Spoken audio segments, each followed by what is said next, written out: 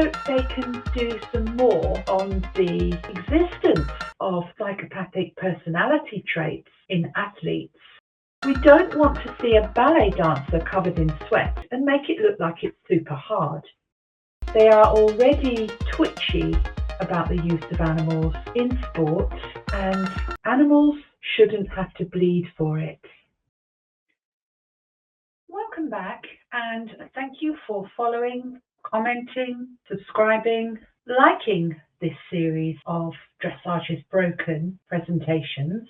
If we keep the dialogue going, we will get change. In this session, I'm going to be looking at a couple of news reports about the FEI 2025 Sports Forum that's just been held in Lausanne, Switzerland. So the first report is from the Chronicle of the Horse, and the heading, FEI Dressage Group pushes for knowledge-based reforms. No recommendations yet. They say dressage is under an intense critical spotlight at the moment. FEI Dressage Director Ronan Murphy acknowledged on the first day of the annual forum. Members of the new FEI Strategic Action Plan Working Group, who presented their work publicly for the first time Monday, said they are considering a number of reforms but are not making any formal recommendations yet. They emphasised they want to ensure any potential changes are knowledge-based rather than reactionary to ongoing controversies. Well, I have heard that before, several months ago. There's a general sentiment that the sport is not in a trustworthy place at the moment, and we have lost confidence for the sport, he said. Oh, that's quite strong. Some of the key areas that we're criticised around are the training methods, the judging and scoring of the sport, and then specific high-profile incidents, often including some of our top athletes, he said, before referencing 5 anti-equestrian petitions that the International Olympic Committee received in advance of the Paris Olympic Games. 3 of them, initiated through PETA, Change.org and Care2 petitions, had tens of thousands of signatures. So know that your involvement, know that your scrutiny, and know that your voice continuing to put pressure on organisations to bring about real change to help sport horses is making a big difference. It is making them twitchy, and it is forcing change. The group is considering many reforms, Murphy said, including standardising noseband for double and snaffle bridles in the Grand Prix, reviewing the minimum age requirement for horses competing in the Grand Prix, well, that's not before time, and making snaffle bridles optional up to and including CDI 3-star level. A photograph of Ronan Murphy speaking. Before diving into specifics, George Williams, former US Dressage Federation president and chairman of the working group convened in January, discussed the foundational ideas underpinning the working group's existence. The first thing that is a question that we need to look at is, what is the real purpose of the dressage test? And is it a test of the riding? Is it a test of the training? Or is it a test of the quality of the horse? Or the quality of the breeding, he said. Well, it shouldn't be, because every horse has the potential to move well. And it doesn't mean that you have to have a horse that's bred to do dressage specifically, if that horse has been well trained, is well managed, and well ridden. He said, I think in reality it's a combination of those 3 things. I do think we sometimes have a tendency to go in different directions. Are we going too spectacular? Well, they've known that for a long time.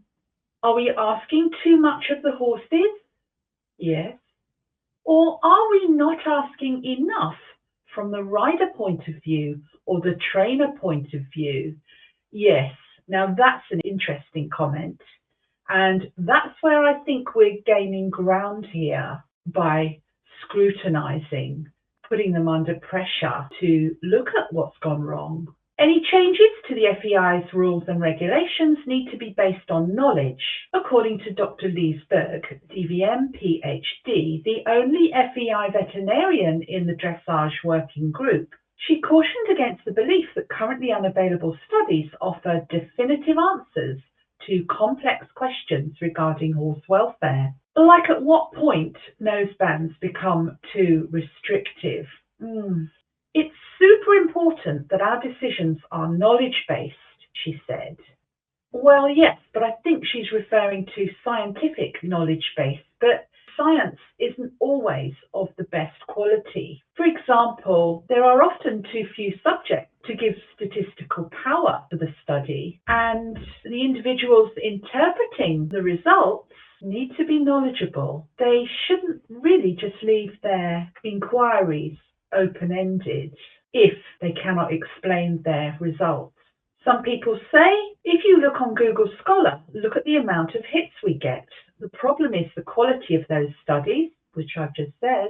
The studies do not necessarily answer the questions that we really want answers. Yes, so the questions that need answering also have to be specific enough to generate the answer to the research question. Following testing and consultation with experts, the FEI standardized noseband tightness across disciplines by developing a device to measure it. In a later session about the implementation of the FEI Equine Welfare Strategy Action Plan, FEI Veterinary Director Dr. Goran Ackerstrom, DVM, shared a similar view about the ongoing need for further research to improve horse welfare. Though not dressage specific, the discussion hit on welfare issues that have emerged from the discipline in recent months. That's us too. Research is absolutely vital for the progress in the welfare field, he said. Sometimes there will be a lot of it, sometimes it will have varied quality. We invest a huge amount in research right now, probably more than we ever have done. We have many ongoing and there are more to come. Let's hope they can do some more on the existence of psychopathic personality traits in athletes. Because as I've said before, when those athletes are partnering with animals, it can be harmful for the animal. Promising cutting-edge research is already on the horizon. That's good to hear. Ackerstrom mentioned a study that suggests sniffer dogs might be able to address an unmet need in detecting prohibited substances in horses' saliva. Wow.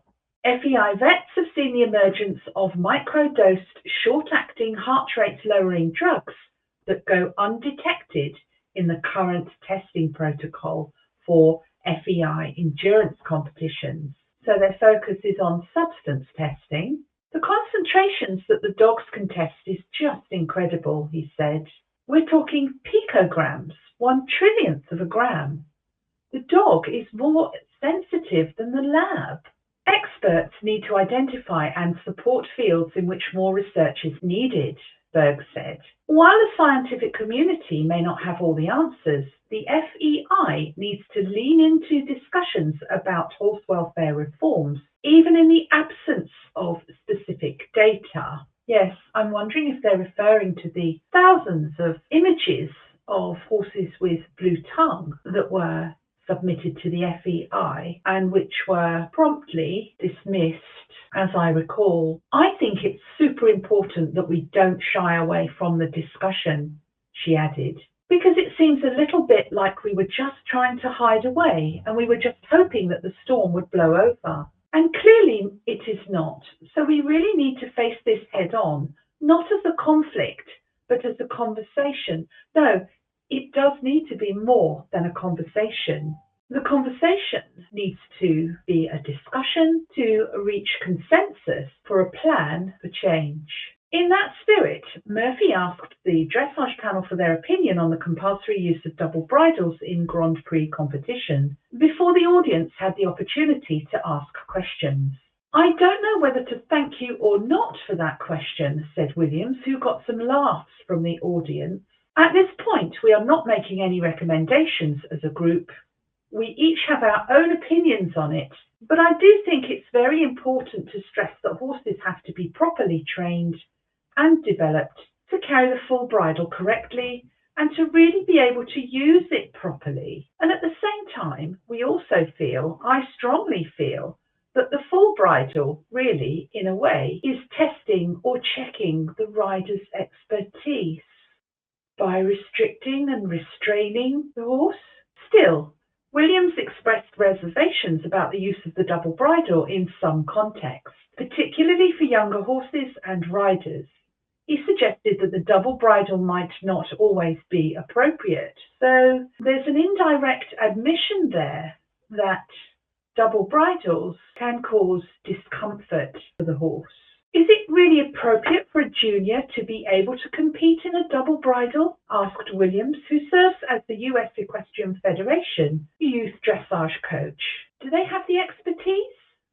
From my own experience in looking at horses for sale and sales horses for clients, I'm really quite upset when I see 5- and 6-year-olds being shown to us in full bridles. When we come to look at horses, for me, that's totally inappropriate. So I think we have a lot more discussion to do on the point. Well, many younger riders are just not going to have the postural stability to ride in a double bridle. During the welfare discussion, Andrew McLean, PhD, reiterated the importance of championing the comfort of horses in tack and equipment choices. Yes, and there he is there. We should look after the horses, avoiding discomfort and pain which can arise from the way that we use equipment, tight nosebands, bits, curb bits, spurs, he said. The more recent evidence that we have, there are about 5 papers now that suggest strongly that there are breathing restrictions when the pharynx of the horse is closed, and that can come particularly from short necks and closed gullets. That's also part of what's being discussed in hyperflexion discussions. Yes, and this is where technology can help out because it can show us the angles, alert us to the angles of the horse's head and neck at the point where this restriction may be occurring. From the competition perspective, some worry that making snaffle bridles optional at the top level of FEI sport could introduce new problems. Well, the horses are trained as young horses with snaffle bridles. What could those problems be, I wonder? We don't want to promote the snaffle to be used just for the purpose of getting higher marks, said German team coach Monica Theodorescu, deputy chair of the FEI Dressage Committee. Maybe some judges would like to use it like, oh, there is one in the snaffle, so he's a good guy, and give them higher marks. Well, I don't think judges are that superficial. And then later, we might get other problems. Maybe horses are ridden stronger at home. This might lead to other problems that we don't want to see, maybe inside the mouth or wherever. Promoting ethical training methods is a goal for all equestrian disciplines, not just dressage. Still, the concepts introduced in the FEI Equine Welfare Strategy Action Plan discussion frequently sounded as if they were taken out of the USDF training manual. The final proposed FEI First Principles of Ethical Training Methods for all sport horses presented by McLean was regard for self-carriage. In his description, he advocated for the application of a classical dressage exercise, a momentary release of both reins, also called Überstreichen in German, to other disciplines. If you train a bird to sit on your arm, you've really got to let go of its wings to prove it to me, he said. I'm not really convinced if you still have a hold of its wings. It's a little bit the same with self-carriage. We should be showing in our sports, particularly in dressage, in each gait and in each movement that we can release the reins for just a couple of steps and take them back. It would help the horse and enable it to be more fluid. Here's Kira Kirkland, who is a dressage working group member, and flanked by fellow working group members Klaus Rosa of Germany, left, and George Williams, USEF, youth dressage coach.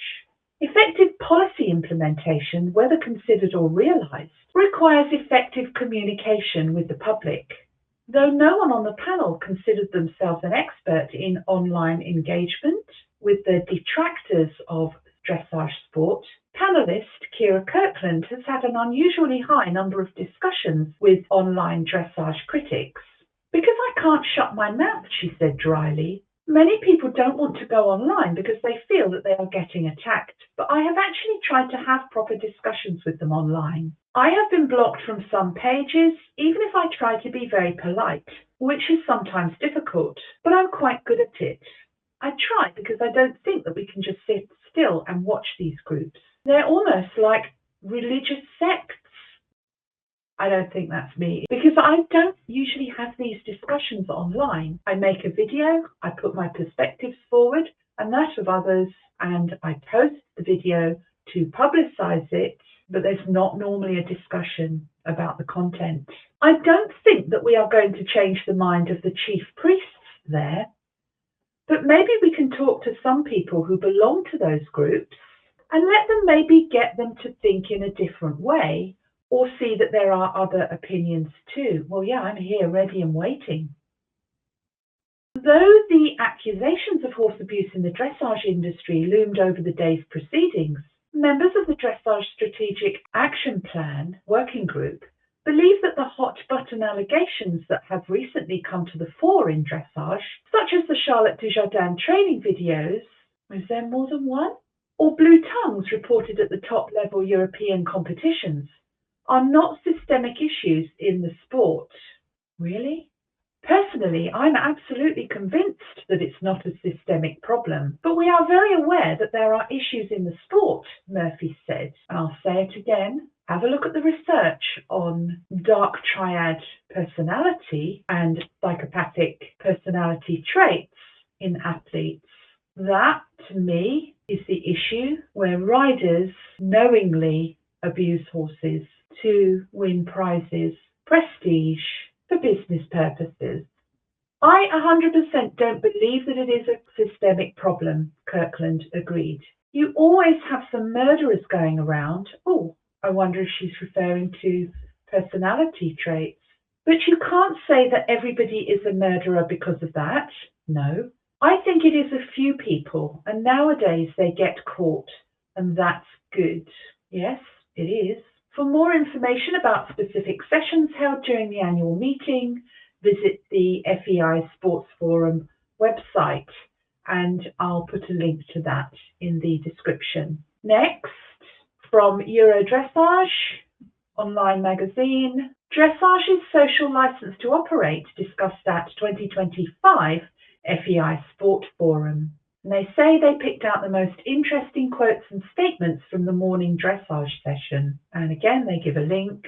Some background to the forum. FEI President Ingmar de Vos welcomed almost 300 in-person participants and a global online audience to the 14th FEI Sports Forum, reaffirming the forum's role as a crucial platform for discussion and consultation ahead of key decisions at the FEI General Assembly later in the year. Well, how are they going to get 300 people to agree? How are they going to reach consensus? Because of the many different perspectives from the different individuals and groups they represent. Welfare, key focus. Welfare is a key focus at the Sports Forum, and in his opening address, the FEI President stressed the importance of keeping equine well-being to the forefront at all times. We must be very careful when we train horses and think not about the performance, but about the welfare, he said. Well, clearly those with psychopathic tendencies have a different agenda there.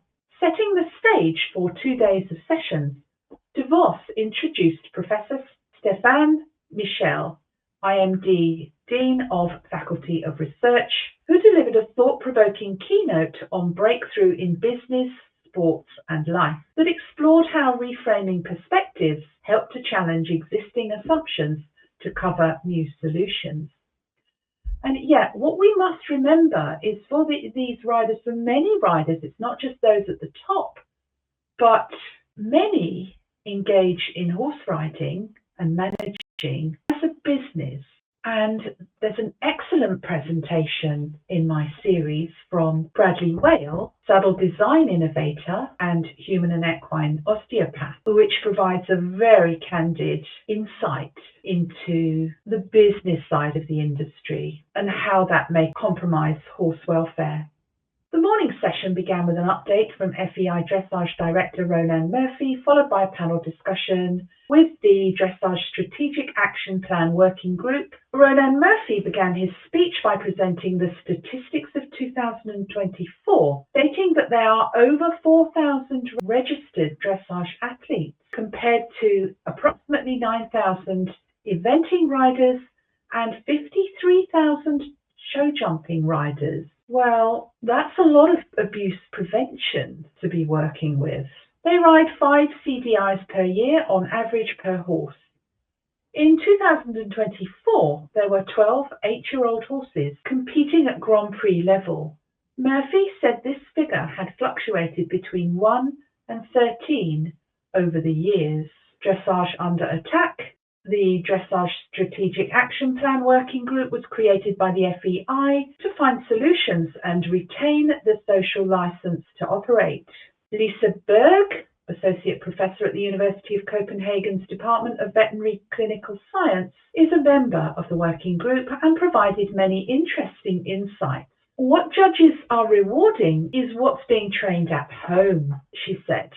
What they, amateurs, grassroots level riders, are seeing their role models do is what they're going to be doing in the local riding club. We need to have horses that are happy and healthy. What we are seeing in the big competitions is directly influencing what we are seeing at home.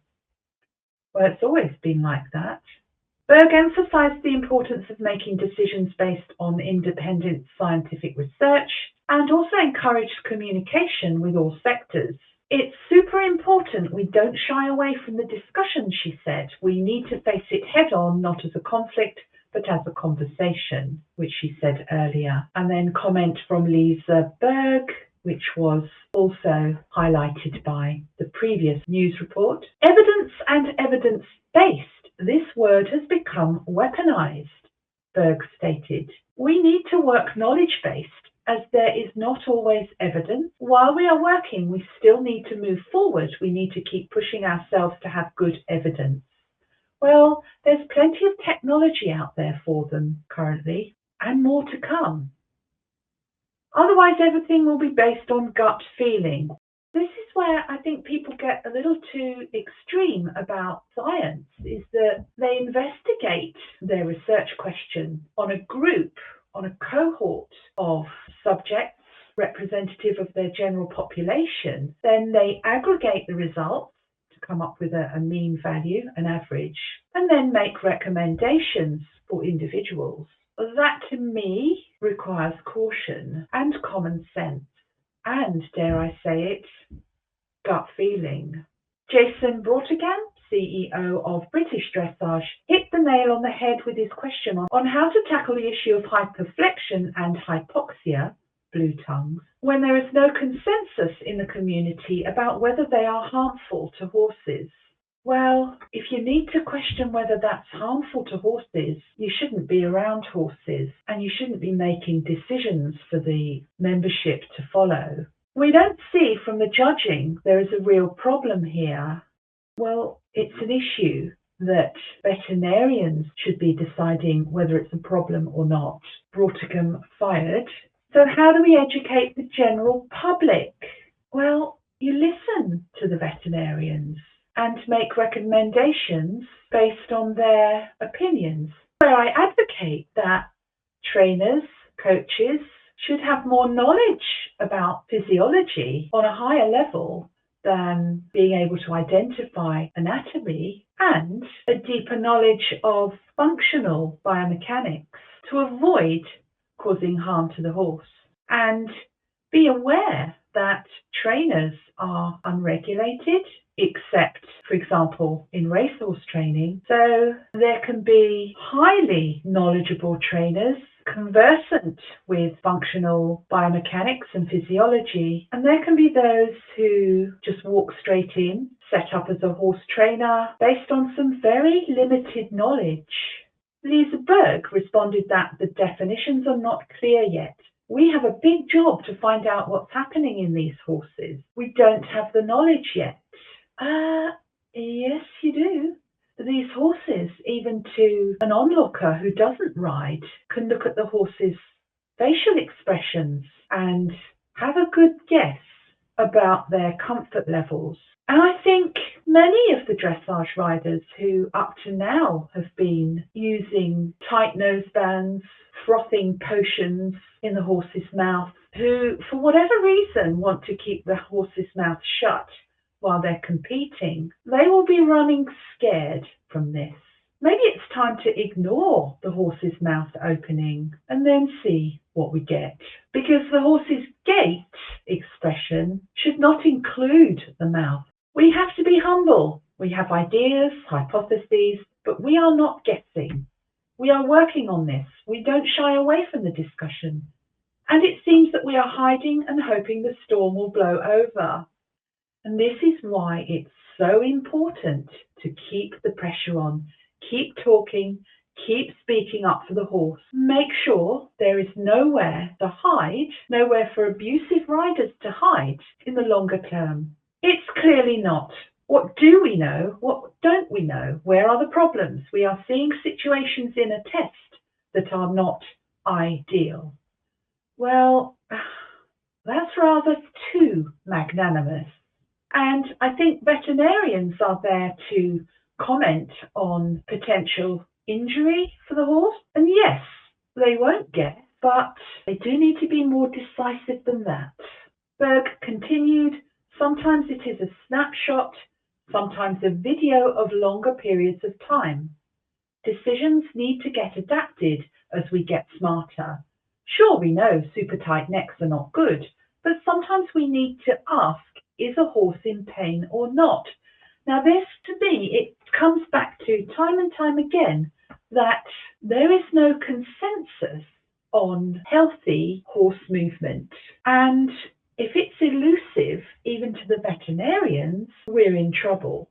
Although we can identify horses such as Becky Moody's Jagerbomb and what we know of the way he's ridden and how he performs, the distinct lack of excessive tension in his tests, that he comes close to the ideal of healthy movement. That's not hard to see, and in the past I've made videos putting these horses in competition side by side on a split screen so that you can more easily see what the problems are and how much of that competitive performance movement is not healthy. Making the double bridle optional. One of the major pleas with the FEI has been to make the double bridle optional also at Grand Prix level. Chair George Williams said, "We are not yet making any recommendations as a group yet. We have our personal opinions about it. The full bridle is testing the rider's expertise. It should be used by those who have proper use and/or education. Horses need to be properly trained to carry it, and so do the riders." Does he mean they have to be properly submissive to it? The question was raised whether it is appropriate for a junior rider to ride with a double bridle, and if these young riders have had enough to learn the skills to ride without a curb bit. Williams also added, also look at the age of the horses. When you see sales horses, you see 5 and 6 years old in full bridles, and that's not appropriate. Kira replied, most people are not educated on what the curb and bridoon do when they start riding in a double bridle. Yes, I agree with her. It's not good enough if they use it to keep the head down. Well, what is it for then? Klaus Rosa responded, tack in the wrong hands is always a problem. Communication, learning, teaching. It's a skill for each sport. This has to be trained in the proper way that the horse accepts it. If your horse doesn't accept the double bridle, maybe you are not ready for top sport. Or maybe the horse is not ready for top sport. Maybe the horse is uncomfortable. Monica Theodorescu said that in the FEI Dressage Committee, we agree to keep the double bridle compulsory in top sport. We are discussing to make it optional at Grand Prix, up to 3-star level. We don't want to promote the snaffle to be used to get higher marks, to get positive press for a moment. Well, surely this is about judging the movement, not about the marketing of dressage. This was a remarkable statement that goes contrary to the general feeling amongst dressage riders that higher points are given by judges when one rides with a double bridle and not with a snaffle. For us, it doesn't change much to judge a horse in a snaffle or double, said French 5-star judge Raphael Salé. If a horse doesn't go in the right way, it has the same consequence. In the Prix Saint-Georges, the snaffle is allowed and still must go in a double bridle. Lisa Berg stressed that one has to focus on the rider's skill. The horse has to be trained to carry the double, but the riders have to show that they are good enough to have the responsibility to ride in it. We have to rolling it out as carefully. Does she mean we have to roll it out carefully? Everything we do will have ripple effects. It's best to have a slow rollout so that we can study the consequences. National federations are already playing with these things and we can learn from them. They are our pilot projects. We can learn from that. Well, let's hope they learn sooner rather than later. On the topic of spectacular dressage, the majority of complaints the FEI received on dressage sport entailed the judging and assessment of horses and the belief that the sport has veered too much away from the classical principles of dressage, celebrating harmony and lightness over spectacular gaits. Yes. Multiple Olympian Kira Kirkland said, "I've been around for 50 years and I have seen different trends within the sport. At some stage it was a bit boring and then we wanted to get more people engaged and into the arena. And then we wanted it more spectacular. And now we have gone over the line and now we have to go a little bit more back where the horses are not asked to do 150% in every movement, every time they go into the arena. We have everything in the rules, it's nothing new. I hope that the judges are going to focus more on dancing partners. We have to do it together with the horse, not against the horse. Of course, we have much better quality of horses today, and they are much better trained, and they can do everything. But who can do it with the easiest, with invisible aids, where it looks easy, even when you know that it is difficult? I believe that trainers and riders are very quickly to adapt if we know what to adapt to. This just demonstrates how remiss the level of functional anatomy is at top levels. Lisa Berg stated, maybe the desire for extravagance, excitement has moved to something that has lost the lightness. Yes, we don't want to see a ballet dancer covered in sweat and make it look like it's super hard. It's not boring because it looks easy. This difference is going to be super tricky. Poor riding technique and tense horses should be eliminated from these competitions or marked down. More collectives again as a solution. One of the solutions to improve dressage judging that the old establishment keeps repeating and pushing for is the reintroduction of more collective marks at the bottom of the score sheet. Yes, I can see how that would work. They can let the horse perform, then give them a mark for the horse's way of going, perceived comfort, and other subjective observations that they see while the horse is moving. Scientific research has proven in the past that judges, I quote, abused the collectives to push the riders' results in the direction they wanted, up or down, which resulted in reducing the collectives from 4 to 1 score. Retired 5-star judge Mariette Whittages, apologies if that's incorrect pronunciation, said a few things are easy to change. Reintroducing the full general marks, focus more on harmony, on basics, even at the highest level. We don't like the word spectacular, as it sounds like overriding. No, to me, they can be spectacular because they're afraid or uncomfortable. French 5 judge Raphael Salé echoed Whittages' thoughts. We judges were in favour of the collectives, as it was a reflection of the whole test. With only 1 mark, it's not sufficient and doesn't have enough influence on the whole picture. Also, Monica Theodorescu defended bringing back the collectives. We, as a German national federation, we keep bringing up the collective marks. Austria is in the same position.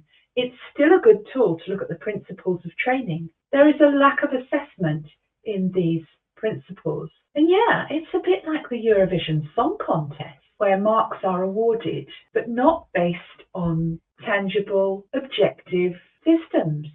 Kira Kirkland countered this by stating, the mark per movement should reflect the harmony and technical correctness. Yes, but there are other things, such as accuracy, and there is a lot for a judge to do and very little time to do it when the horse is in front of them. Kira continued, when we looked at the code of points, we wanted to introduce some place, i.e. a score, that the rider was not sitting very nicely. Our recommendation was that the seat and or aids would be the only collective with a coefficient of 2 or 4 at the end. You can't make a Fiat into a Formula One car, but you can ride a Fiat bloody well. That's very subjective too. On stewarding, also the topic of stewarding was handled. Ryan Murphy said, we are trying for a support system for stewards, the veterinary delegate who is there, oversight by a judge, to support the stewards in their job, and key is the education system. In the top shows it works very well, said Theodorescu. There is good communication with the stewards. They have a wide knowledge. Lower level shows that it has to be more harmonized. Same education, same standard. It also needs to go to the lower levels, juniors, ponies, parents. Well, I couldn't agree more with that, because these harsh riders should be called out right at the lowest level and not simply allowed to continue competing, rising through the levels and picking up poor techniques, harsh training methods along the way. Kira said, I feel sorry for the stewards. Dressage now has been attacked from the outside. Are they going behind the vertical? And is that abuse? I say it can be, but it's more reflective of a weakness in the horse and rider combination. In the rider, my experience is that it's lack of stability, micro-stability, but it's a postural fault of the rider more so than of the horse. You can't warm up the horse in a static position. You need to be able to go in and do a good warm-up. Is she advocating behind the vertical? Surely not. Lisa Burke said some horses can't cope with the way they are trained. Oh yes. To which Judge Saleh replied, we are much more strict when horses can't fulfill the criteria for a level. We have been too flexible in this matter to bring more people in the sport. Andrew McLean stated that a rider can do a lot of damage with the snaffle, but also with the curb. The curb with a loose chain is a first-class seesaw. With a chain on it, becomes a second-class lever. Monica and Kira agreed that it is educating the young people on the use of the curb. There is often ill-fitting tack, and the rider doesn't see it. Well, perhaps the steward should? Public perception of dressage is not ideal, and social media groups attack the sport. Yes, with good reason. And then the comment in the earlier report that says that they are almost religious sects. Goran Ackerstrom, FEI Veterinary Committee Chair, explained that we are engaging with some of the groups, the scientific group, as well as one group from the opposite direction, to have a good dialogue. We are not engaging with them who oppose animals in sport, but we do with the other ones. Well, I haven't heard from anybody, but I do feel that they're watching these videos. On the role of trainers and ethical training methods, Klaus Rosa says, don't fulfill your own wishes by overtraining the horse. Treat the horse like you want to be treated. Roly Owers of the World Horse Organization questioned whether dressage has a systemic problem with their training methods. Is this what one has to do to get horses to the top of the sport? The group needs to be better able to answer that question, said Rowley. Ronan replied, I'm convinced it's not a systemic problem, but there are issues in the sport. Kyra agreed, and this is where she makes her murderer comment. Creation of the FEI Equine Welfare Advisory Group. In keeping with the welfare and well-being theme, one of the key announcements was the creation of the FEI Equine Welfare Advisory Group made during session 3. And there's a link there, which I will put in the description. FEI Veterinary Director Goran Akastrom introduced the group, which will be chaired by FEI Vice President and Chair of the FEI Veterinary Committee, Jenny Hall. Today, we are proud to introduce the FEI Equine Welfare Advisory Group, which is composed of the world's most prominent specialists in this area, who represent key areas of expertise. Dr. Akastrom said, this is one of the main action points of the FEI Equine Welfare Strategy Action Plan. Our fundamental goal when defining the criteria for the work of the group and the profiles of its members was the positive and collaborative approach to the uses of horses in elite sport. It's quite sad that they need an equine welfare advisory group, but surely most of this role is with the coaches and trainers. Surely it shouldn't be up to the FEI to look at these problems and issues, although I'm glad they do. But is it their responsibility to be checking on equine welfare when the horse has arrived at the peak of its performance? There's something wrong with the foundation here. And in my doctoral studies research investigation, I'm looking at the prevalence, the very high prevalence of pain in riders and the reasons for it. So I think a lot of this problem is a rider problem. It's a rider coaching problem because I think there are gaps which many are filling at the moment, but even now we don't fully understand or agree on how riders should ride. And that's exacerbated by the pain which many experience while riding, that number being in the region of 85%. Madeleine Campbell, independent consultant, professor and European veterinary specialist and Royal College of Veterinary Surgeons specialist in animal welfare science, ethics and law, highlighted the importance of the work of the group. Our belief is that the use of horses in sport is ethical provided certain key principles are fulfilled. Yes, I agree. Professor Campbell said the guiding principles to which our group will be working will be to ensure that negative welfare effects are minimized, positive welfare effects are maximized, avoidable and unnecessary risks to horses are identified and mitigated, and the FEI regulations and the law are complied with. Well, that's encouraging, but they do seem to be in a bit of a muddle. Blood on the flanks? A scratch? A final interesting debate was held at the end of the day on show jumping rule revision. Jumpers wish to see the rules changed when there is blood on the horse's flanks. Cesar Hirsch, Venezuelan, PAEC President, FEI Judge Level 4 and FEI Steward Level 4 said, there is common goal between jumpers and dressage to protect and grow the sport worldwide. Moderator Jessica Curtin from Ireland, chair of the FEI Athletes Committee, said that blood cases went down when rowel spurs were removed. She further said that in show jumping it has been statistically proven that most blood incidents happen with hammer spurs. Well, yeah, because they've got sharp points on them.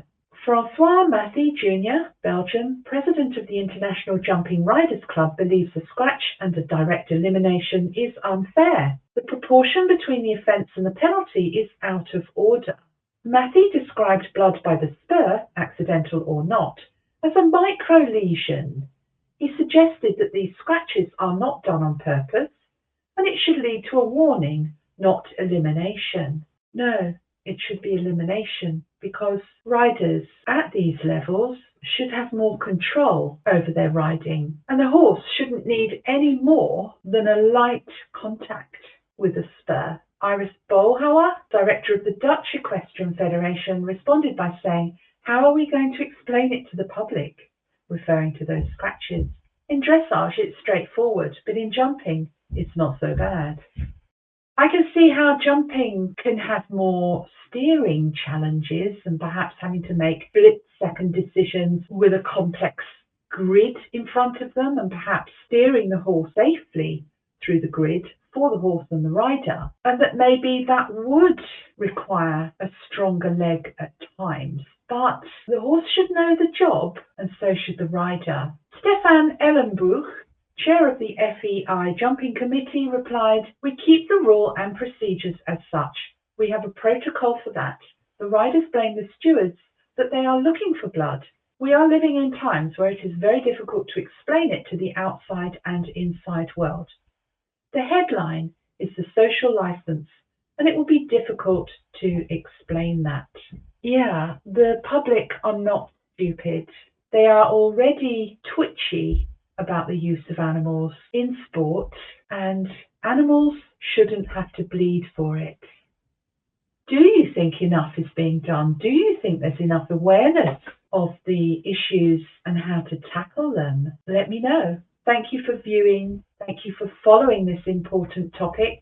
Let's keep our foot on the accelerator.